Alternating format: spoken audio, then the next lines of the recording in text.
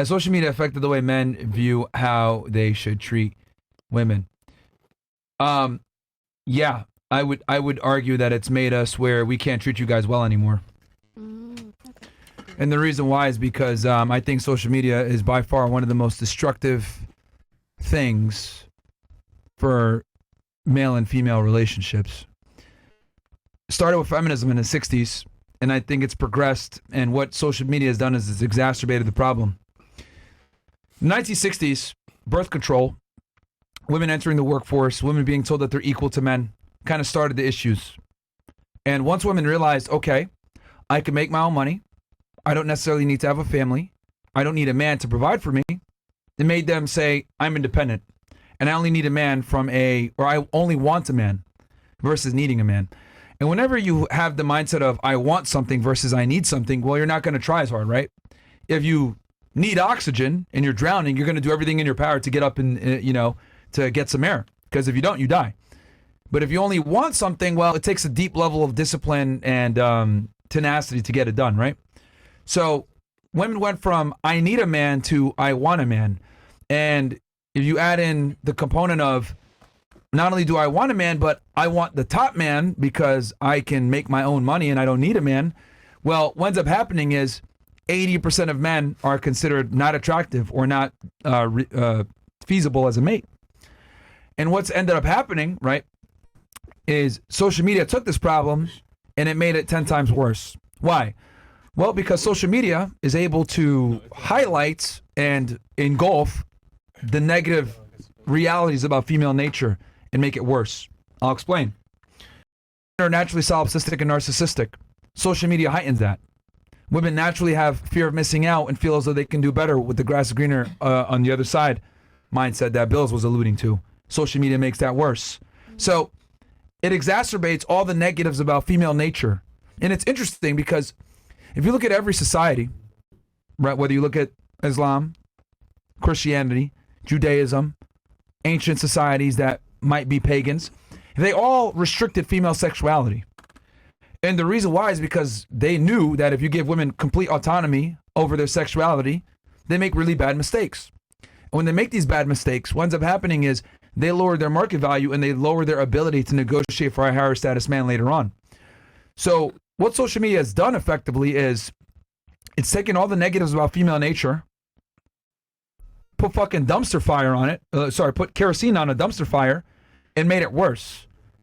Because all the things that religion and society used to shame and stop about female nature are being highlighted and celebrated and encouraged via social media. It used to be shameful for a woman to be open about her sexuality. Now we have women saying, oh yeah, I got herpes. And if you don't like that, well, you don't deserve me. Yeah. Right? There's women that literally, I saw a TikTok the other day. Someone was dancing. She made sure to put her degrees in the background. Black woman. Tattoos on her legs and all this other shit. Saying, oh, I got herpes, but if you can't handle that, you don't deserve me in the first place. And you can only do that if you have an insane amount of hubris. I'm so arrogant that I can demean myself on social media and men are still going to come after me. Yeah. Right? Because I have my degrees, I have guys hitting me up, etc. And where does that attitude come from? That attitude comes from the grass is always greener on the other side and someone will always accept me. Yeah. But who feeds that grass is greener on the other side, grass is greener on the other side mindset? Social media. Yeah. How many times have we brought a girl in here that quite frankly is out of shape, not attractive, filled with tattoos, promiscuous, old, etc. that says, well, I have a lot of options because I could go to my DMs. Didn't we have a girl last week saying that? Yeah. Right? She was literally like on a totem pole, like very low status from like what a man would want traditionally. But she's like, oh, well, I have a bunch of men in my DMs. And that mindset is destructive because what she doesn't realize is the men that want you sexually aren't the same men that are going to commit to you romantically. Yep. Right?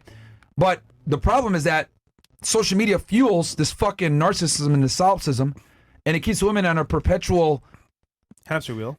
Hamster wheel. Yeah, good point. It keeps on a perpetual hamster wheel where they can't get off the hamster wheel now. They have to keep doing the same bullshit that put them in the hamster wheel in the first place. And what ends up happening is they're running on the hamster wheel, not knowing that they're not going anywhere. It's like being on a fucking treadmill. You're running, but you're not going anywhere. You're not getting anything done. How does it end? Well, you got to turn the treadmill off. When the treadmill's off, game is over. And I don't think enough women understand this. So to answer the question, what social media has effectively done is it's highlighted all of the worst traits about females and made the problem worse because it took their natural hubris, solipsism, and narcissism, and it's made it times 10. So now women that quite frankly don't qualify for certain types of men feel as though they are entitled to those men. Yeah. Mm-hmm. Now on the male side, right, that's how it's fucked up the women. On the male side, it's made men socially. They would rather look at weirdo chicks on. They'd rather look at thoughts on Instagram versus approaching a real woman in real life. Their ability to communicate and speak coherently and be attractive in the process, and not be a weirdo, pretty much gone. Yeah. Right. So most guys would prefer to do online dating than meet a girl in real life. And it's also made men lazy. A lot of guys are fat. A lot of guys are losers. A lot of guys don't leave their house, and it's made it where men don't necessarily have the same proclivity to go out there and be providers, right? A lot of guys will sit there and say, oh yeah, I think we should go 50-50 on a first date. I think men and women are equal.